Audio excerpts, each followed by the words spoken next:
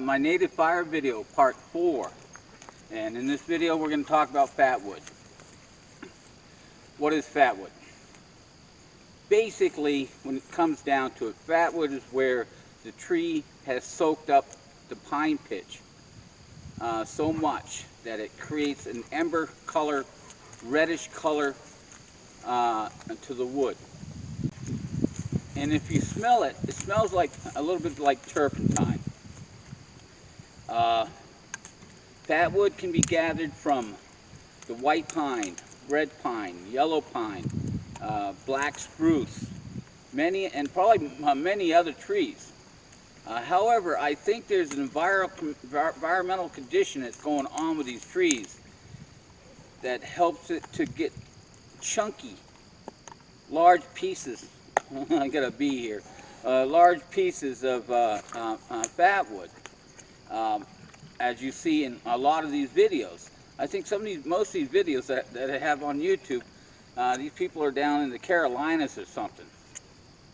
But they make it sound so easy to find fatwood in the large, chunky, ember-colored type of wood. It's not that easy. You can find it out here, and I'll show you here in a minute what some of the pieces I got. And if it wasn't for Scott P., my neighbor, hanging a ribbon on a tree down this road here, a ways down this road, I wouldn't have this nice piece of wood I've got here now. As I said, I've been looking all over for this stuff, and I've found it, but it's not that beautiful large piece of ember-colored wood that's been soaked up, saturated in sap.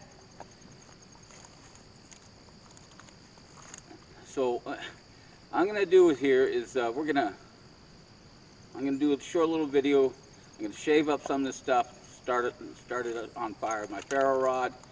I'm also, by the end of this video, if you watch to the end, I'm going to show you a little tip that I learned when I was backpacking. I'm a long-distance backpacker. I have backpacked well over 14,000 miles here in the United States, along the PCT, the LT, which is a long trail. I 5-time hiked the Appalachian Trail, as well as some of the IAT, International Appalachian Trail. And I learned this trick when I was out backpacking.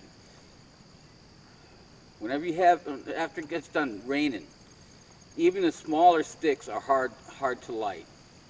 And I learned this trick to light a little fire while I was backpacking. So make sure you watch to the end of this video, and I'm going to show you how to start a fire with what's in your backpack. So let's get going on this. Let me show you the pieces I got, and we'll get this video going. Here are 3 pieces here. It's kind of hard to see it, I know, on camera, but you see that reddish color. I got these pieces right here from Scott P.'s son. He ripped them off of a tree with me. Now, this is fatwood. I would call it fatwood, but what happened was that this was a tree that probably got hit by lightning or something, and half of it was destroyed. And the sap just saturated down through the layers of wood here. So that is fatwood. But I wanted those chunky pieces of fatwood. Pieces that are this large but are totally ember colored, red and ember colored and saturated with sap. But this is what I would consider fatwood. Here's some pieces I got off the tree that Scott P. Marked for me, because I kept on driving right by it, and I didn't even know it was there. But see that red there? That's some there. Here, let's see. You might not see this very well here, but this coloring here, along the edges there.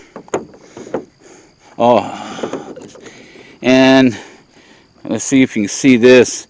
It's all along the edges on the outer. All I'd have to do is remove this white stuff to get at it, or peeled back the bark there. But This is the one that I got up higher on that tree. And look at that. That you might think that's totally soaked up with fatwood, pine pitch. But when we look at it on the inside, that's what we come up with. But it is saturated in there.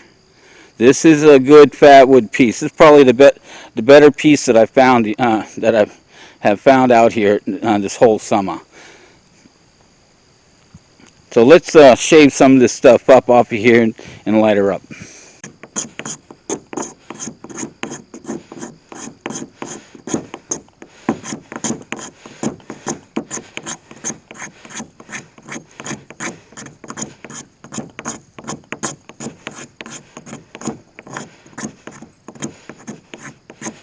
Yeah, that should be enough.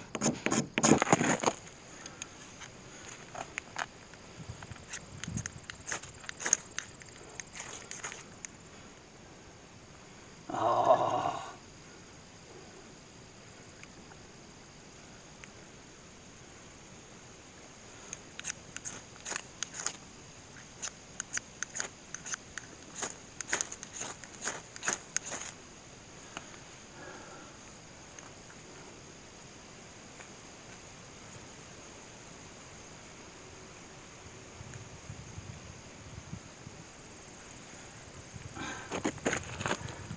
look at that fatwood down there. She's just burning right away. No, well, you might not see the color of the smoke. Color that smoke is black on the tips of it. That's because of the pine pitch. And that's how you start a fire, using fatwood. Let's say you were out backpacking. You weren't going to spend that much time out in the woods, but you wanted a fire. However, maybe the woods are just totally soaked down because it just got done raining. And you're having a hard time finding something dry to help you get a fire going. If you're like me, you'll always have some type of tinder to start a fire because ramen noodle works great. I've been backpacking for many years. I always went out to the woods. When I was out backpacking, I had ramen noodle with me. It's not most nutritious, but it gives you some carbs. But anyway, I've backpacked the Appalachian 5 times. I've backpacked the PCT, the IAT, Long Trail in Vermont. I've been all over this country backpacking. And I've always had a ramen noodle with me. And they're excellent to start helping you start a fire when it is totally wet out and you need some flame to help dry some small sticks in order to get a fire going. Let me show you what I'm talking about. Now all this ramen noodle is going to do for you is to help you get some quick flame to start a fire. Dry those sticks out. And you do need a lighter for this. You can't. You'd have to use a ferro rod on some grass or something, but then you wouldn't need the ramen noodle. But whenever I was backpacking, I always had a lighter, always had a ramen noodle.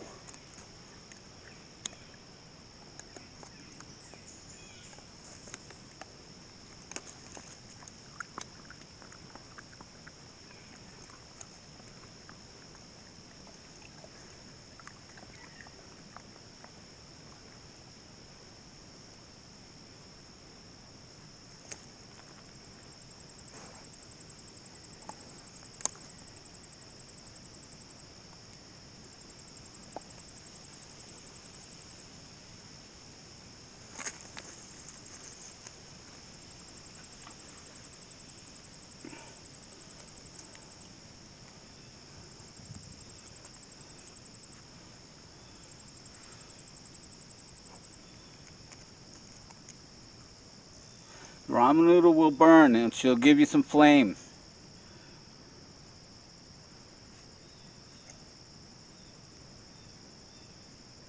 Once you got that flame, You're going to be able to get a fire going, regardless if it's wet.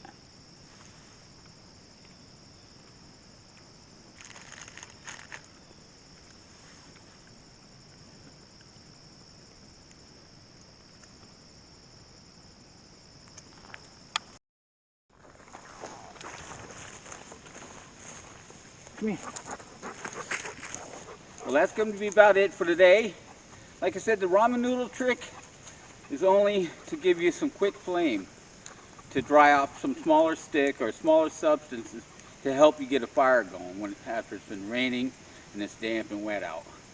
I've used that trick myself out in the mountains, and it does require a lighter or another flame. But anyway, come here, Alder. Let's go. Let's say goodbye. Come on. Anyway, I hope you guys enjoyed this little clip on Fatwood and Ramen Noodle, and we'll be talking to you guys later. This is Ramen North and Alder. We are out of here.